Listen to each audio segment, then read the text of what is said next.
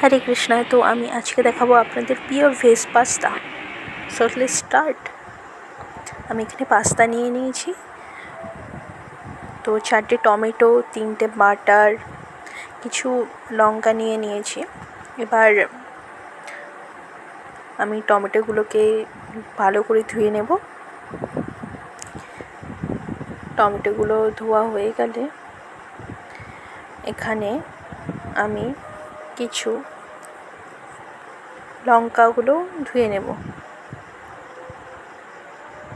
তো আজকের পাস্তাটা তৈরি হবে নো অনিয়ন নো গার্লিক। এবার পাস্তাটা আমি প্যাকেটটা কাটিং করে নিচ্ছি।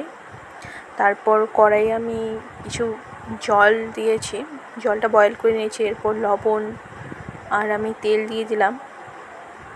তারপর এখন পাস্তাটা সেদ্ধ হয়ে গেছে, পাস্তা দিয়ে দিয়েছি। আমি এখানে সব কিছু রেডি করে রেখেছি। এরপর পাস্তাটা নামিয়ে নিচ্ছি,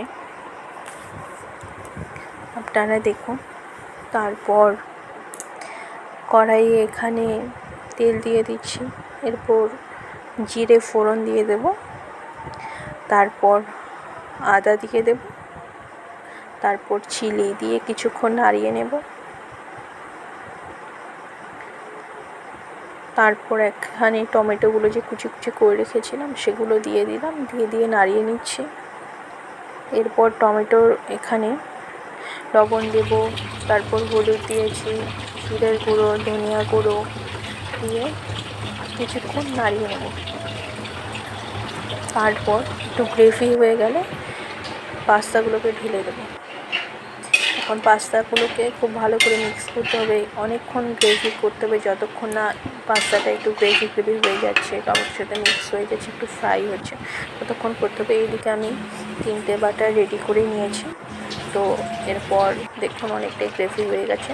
লাস্ট আমি গরম মশলা দিয়ে দিচ্ছি। আর তারপর আমি কিছুক্ষণ আনার পর বাটার আর চিনি দিয়েছি, রেডি, বাস।